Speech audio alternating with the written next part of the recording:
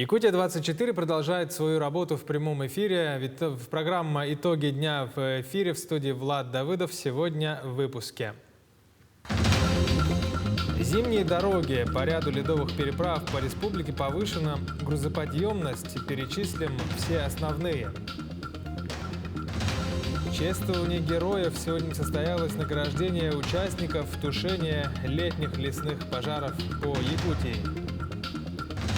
«Помоги выжить». Фонд по таким названиям просит неравнодушных горожан помочь питомцам пункта передержки по улице Очеченко в столице. Акция «Путешествуй с нами» и получая призы. Железные дороги Якутии и Ленатранс подвели итоги бесплатной лотереи. Кто выиграл автомобиль УАЗ-Хантер? Чудо на льду. Якутяне присоединились к всероссийской акции. Подробнее об этой доброй традиции.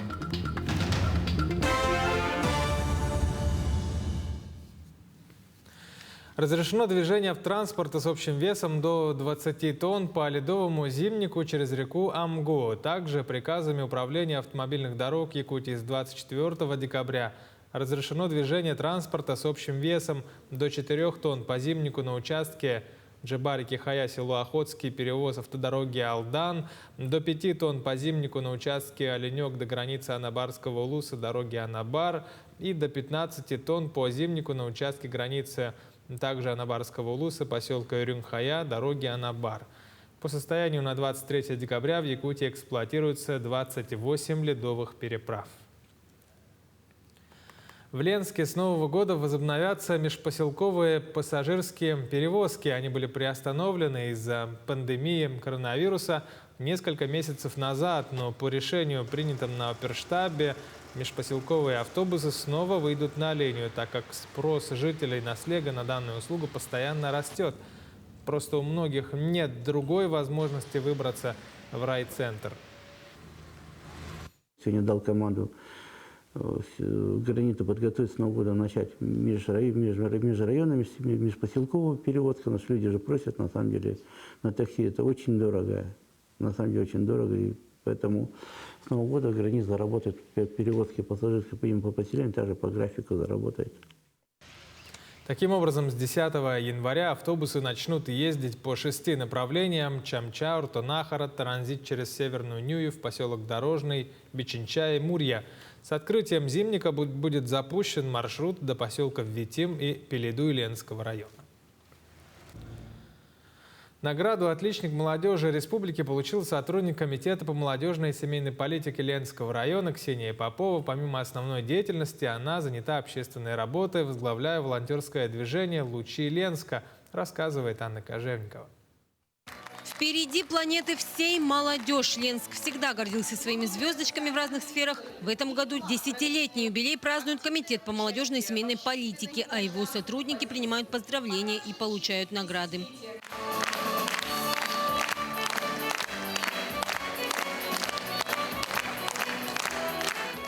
Отличником молодежи Республики Саха-Якутия стала Ксения Попова, давний сотрудник Комитета по семейной и молодежной политике Ленского района. Для нее эта награда – наивысшая оценка ее труда. Эмоции зашкаливают, я до сих пор не могу поверить.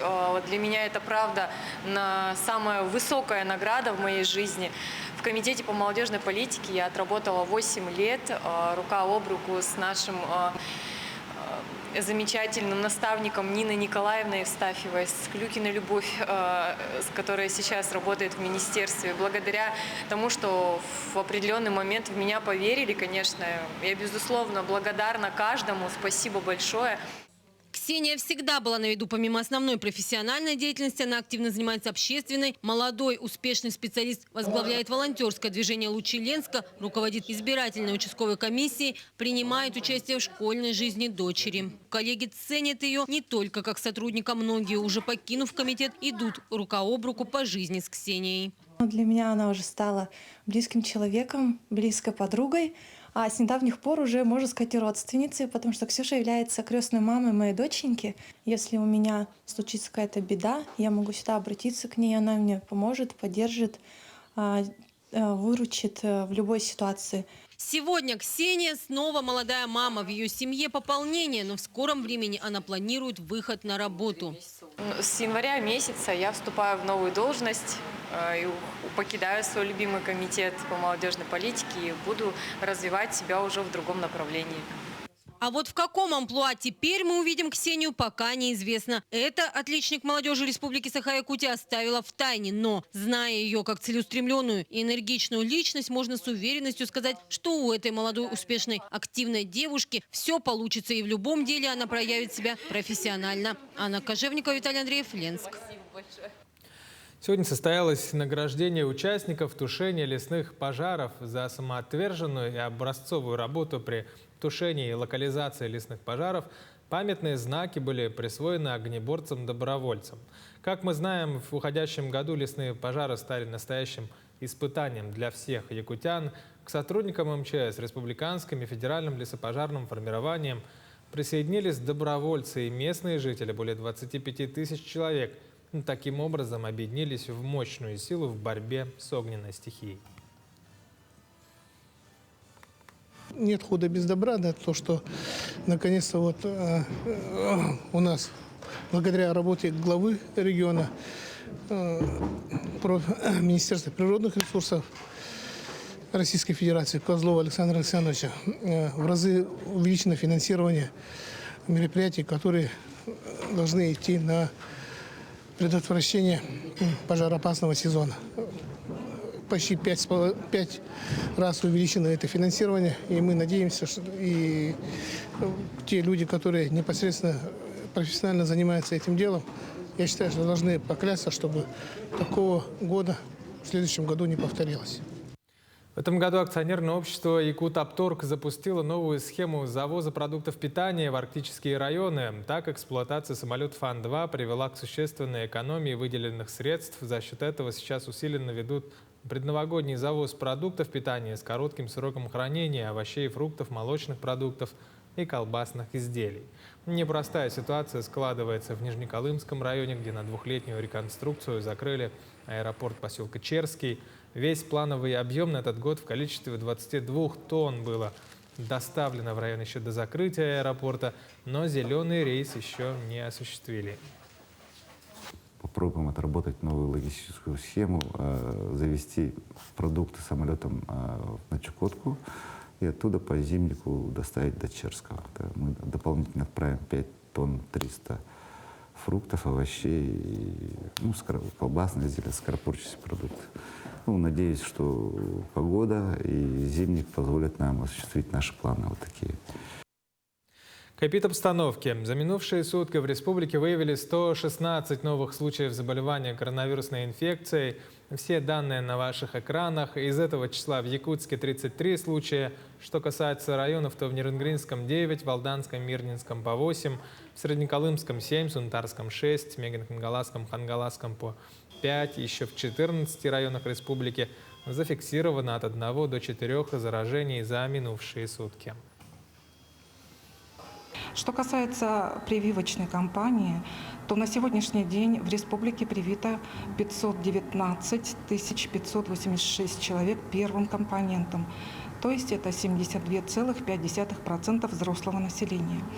Хочется с удовлетворением отметить, что есть районы, где высокий процент вакцинации первым компонентом. Значит, свыше 90% это 5 районов: Алаиховский, Верхнеколымский, Мунский, Нижнеколымский, Среднеколымский районы. Свыше 80% 4 района: Абыйский, Жиганский, Ленский и Оленегский районы.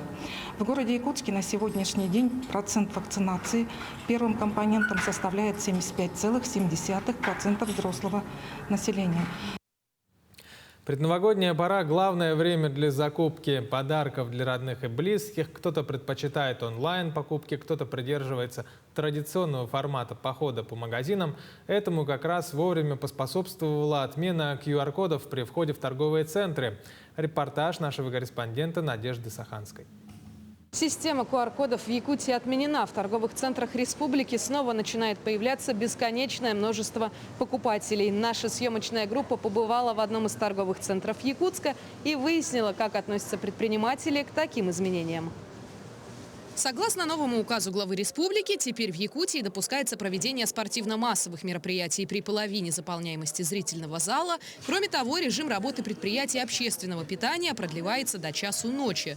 Отдельное послабление вступило в силу и для предпринимателей региона. Так, торговые центры республики теперь можно посетить и без наличия QR-кода или сертификата о вакцинации.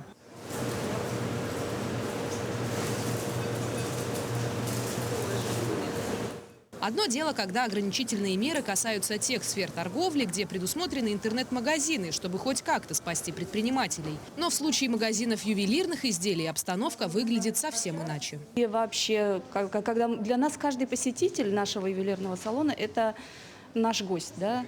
Он желанен, мы всех их ожидаем. И проблема в чем? Вот бывают ведь зачастую такие ситуации, когда человек вот сегодня приходит просто посмотреть, эстетически насладиться, пообщаться с продавцами, а на следующий день он придет и купит, да, изделие. То есть это нельзя говорить о том, что у нас какой-то целевой поток пошел, да, поэтому я думаю, что это очень сильно повлияло, и мы видим это по цифрам. И в целом по бизнесу, по отрасли, конечно, она в кризисе. В целом вся система, связанная с введением обязательной вакцинации, затронула бизнес и со стороны кадрового состава. Среди менеджеров увольнений не было, но сначала нам было трудно. К системе QR-кодов мы долго привыкали.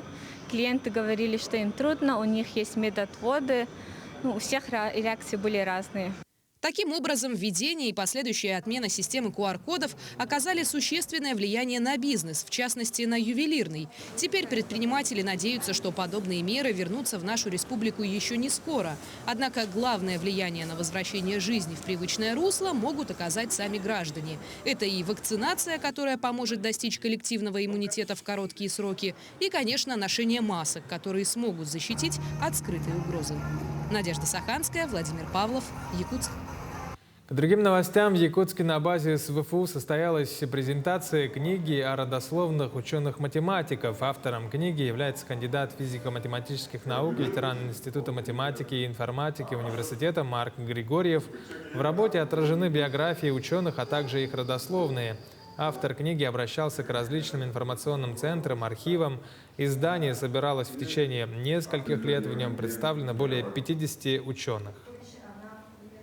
Мы очень ему благодарны за ту работу, которую он провел, потому что вот эта вот книга – это итог, можно сказать, его десятилетней работы, когда он начинал работу в архивах по изучению родословных, по изучению генеалогии своих друзей, как первого декана математического факультета, как первых новаторов физико-математического движения Республики Саха-Якутия, как известных людей-математиков, которые были у нас и государственными деятелями, и являются. Школа номер 2 Нерюнгринского района присоединилась к единому дню открытия пространств цифровой образовательной среды в республике. Сюжет нашего корреспондента Ирины Кичигиной. В средней общеобразовательной школе номер 2 состоялась торжественная церемония, посвященная открытию пространства цифровой образовательной среды. В рамках реализации федерального проекта «Цифровая образовательная среда» национального проекта образования в этом году в школу было закуплено оборудование, позволяющее расширить возможности для получения качественного образования с использованием современных информационных технологий. Во-первых, мы сможем использовать это оборудование в условиях урочной деятельности.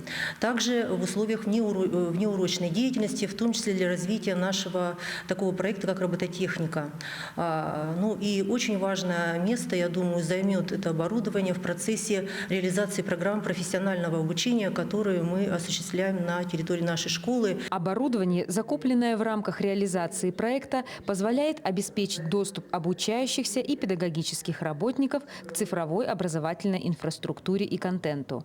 Это укрепление материально-технической базы комплектом оборудования, в составе которого многофункциональные устройства и 33 ноутбука на общую сумму 1 880 000 рублей, безусловно, повысит эффективность образовательных процессов. Я считаю это очень полезным для наших школьников, потому что благодаря этим технологиям мы можем как-то общаться онлайн, связываться друг с другом, проводить конференции онлайн и вообще выполнять какие-то задания. ученики могут, проще будет с помощью этих технологий. Трудно представить сегодняшнюю жизнь без интернета, сотовых телефонов, компьютеров, всевозможных гаджетов, сфера применения которых постоянно расширяется. Современный мир все больше становится цифровым. А это означает, что и процесс образования также должен быть цифровым, чтобы соответствовать реалиям современного мира. Ирина Кичигина, Захар Головин, Нерюнгри. Акционерные компании «Железные дороги Якутии» совместно с «Ленотранс» подвели итоги бесплатной лотереи. Акция «Путешествуй с нами и получая призы» провели с 25 апреля по 10 декабря. Кто в итоге выиграл главный приз «УАЗ Хантер»? Репортаж Евгения Тайтонова. Участниками акции стали более 150 тысяч человек. Это те граждане, которые воспользовались мультимодальными перевозками. Другими словами, люди, купившие билет на поезд трансфером от ЖД вокзала до Якутска. Главным условием для участия было обязательное заполнение отрывной части билета. Участники нашего конкурса получили замечательные призы, такие как iPhone, бытовая техника, электроинструменты, значит, бесплатный проезд, сертификат на бесплатный проезд по маршруту Нижний Бестях-Владивосток, также отдых в оздоровительном комплексе «Наход» в Мерендинском районе с проездом на поезде. Финальный розыгрыш провели еще 15 декабря, и уже сегодня состоялось вручение ключей главного приза – внедорожника УАЗ «Хантер». Счастливой обладательницей стала Екатерина Тарабукина. Сперва, когда мне позвонили, я не поверила.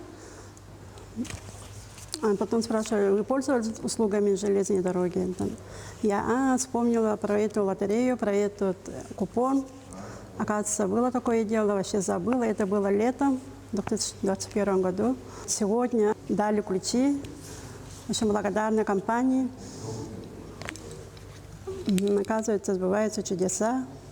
За 20 лет работы акушером Екатерина приняла в свои добрые руки 1000 детей. В канун Нового года ей улыбнулась удача. С Нижнего Бестяха она уехала на новом автомобиле. Евгений Тайтонов, Анатолий Гоголев, Якутск. Фонд «Помоги выжить» просит неравнодушных горожан помочь питомцам пункта передержки в столице по улице Очищенко. В такие морозы им необходимы теплые одеяла, корм, новые будки. О том, как пункт передержки работает сейчас в новых условиях, о неравнодушных людях, которые им помогают, в репортаже Ирины Григорьевой. Якутск, центральной улицы, свора собак. В столице дворняги живут по своим правилам. Сбиваются в стаи, приватизируют свалки и пустыри. А на этом виде собаки мешают даже прохожим. Однако по этим глазам не скажешь, друг она или враг. В эти дни в антирабическом кабинете не так многолюдно. По данным травматологов, зимой пострадавших от нападения собак не так много. Количество обратившихся увеличивается летом. Но статистика есть. Больше случаев, когда на человека нападает домашний пес. Он социализирован, не боится людей и охраняет свою территорию. Собака укусила и убежала. Кусают хозяйские, конечно, собаки. То есть у них есть что защищать. Кусит всегда домашний пес на самом деле. В пункте передержки находятся те, у кого начиналось по любви, а закончилось с окончанием дачного сезона. Здесь ютятся уже повзрослевшие собаки, подобранные еще щенками на забаву детворе. С окончанием дачного сезона любовь к хвостатым навсегда пропала. И хозяев уже не волнуют бывшие питомцы. И такая история из года в год. В социальных сетях появилась информация о том, что пункт передержки безнадзорных животных начинает отпускать собак. Из-за массового отлова ППЖ по Очищенко начал переполняться. Но пока работники приостановили этот процесс, потому что люди начали забирать своих питомцев. Фонд «Помоги выжить» повысил тарифы. Теперь нерадивому хозяину придется выложить 1500 рублей за отлов и транспортировку своего животного, а также доплатить по 350 рублей за каждый день содержания. В мэрии отмечают, такие меры вынужденные и добавляют, рубль должен укрепить ответственное отношение. Но я не за такие взимания денег, да? Для людей это ничего, наверное, не даст. Я также за то, чтобы это были огромные штрафы от правительства за самовыгул, за повторный. Тогда это будет более влиятельно. Эта болезненная проблема, что делать, как решить, давно разделила общество на два лагеря, но семья Медведевых выбрала свой путь. Неравнодушные горожане привезли теплые одеяла, старые вещи, кастрюли и миски. И все для собак. Признаются, это общая проблема. И виноваты прежде всего те, кто приручил, а затем отпустил. Есть агрессивные собаки. На агрессивных, конечно, в первую очередь выезжать, там их это забирать, отлавливать, да. Но ни в коем случае не убивать. Всех призываю, приезжайте, помогайте. Еще пока, не знаем, что с нее вырастет. Эти щенки ждут своих хозяев. Офис пункта передержки у малышей – единственный ночлег. Отдадим только в добрые руки, говорят специалисты, и разместили их фотографии в Инстаграм. У всех питомцев здесь паспорт, чип, бирка и все прививки. Получила первую вакцину. Вроде бы послушная и поддается, но она домашняя, ее сдали. То есть она лезет на руки, спит на руках. Ей нужен дом, тепло и ласка. Посмотри, кто там. Перед Новым годом в семье Дутовых произошло настоящее чудо. Несколько лет назад они потеряли своего спаниеля Дизеля. Искали питомца через соцсети, через знакомых и даже расклеивали объявления. Спустя 3 года по счастливой случайности увидели на странице у Златы Сычевой объявление о том, что отдается собака взрослая, спаниель. Мы решили посмотреть, позвонить этой женщине. Эту трагическую историю возвращения до сих пор вспоминают со слезами на глазах. Особенно расставание отразилось на питомце. Спаниель от них не отходит и всегда хочет быть рядом с теми, кого он больше всех любит. Если приютил, то должен относиться к животному нормально, а не бросать ее. Семье Дутовых повезло. Благодаря неравнодушным людям они нашли свою собаку. Однако это исключение из правил. Большинство домашних питомцев остаются на улице. Ирина Григорьева, Григорий Охлопов, Якутск. Сборная Северо-Восточного федерального университета завоевала бронзовые медали Кубка Федерации по волейболу. Заключительный соревновательный день турнира в эти минуты проходит под сводами Дворца 50 лет Победы в Якутске. В матче за 3-е место студенты в 3 партиях обыграли команду Амгинского района.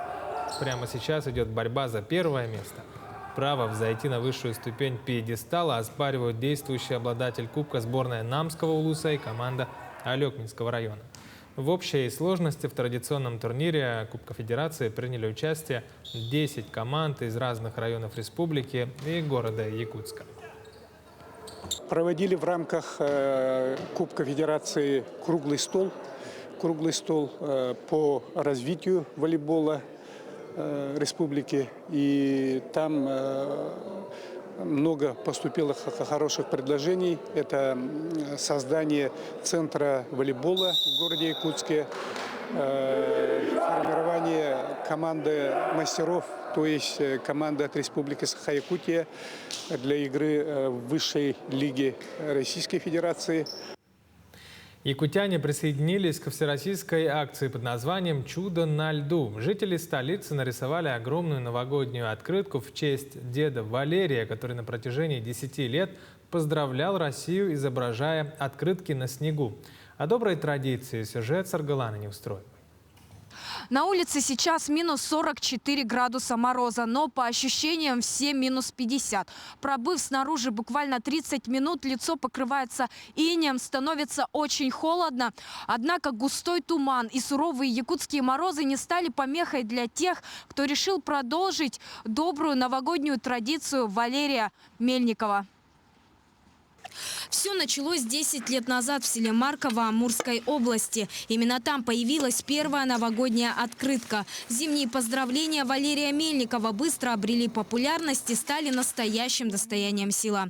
В конце октября прошлого года Валерия не стало. Мужчина скончался от коронавируса. Но местные жители решили продолжить его дело и обратились к скульптору из Благовещенска Алексею Сидорову. Лично не был знаком, но идея хорошая. Вот, делал ее в таком самобытном стиле человек, молодец. Несмотря на то, что от него не было какого-то там художественного образования. Действительно, нужно отдать должное человеку, что делал волшебство, так сказать. Это и правда настоящее волшебство. Благодаря энтузиазму деда Валерия поздравить друг друга с наступающим Новым годом вышли сотни человек по всей стране. В этом году при поддержке Минприроды России к акции присоединились жители Новосибирска, Омска, Оренбурга, Екатеринбурга, Москвы и Якутска. Нам помогли молодые ребята из Центра компетенции «Лето».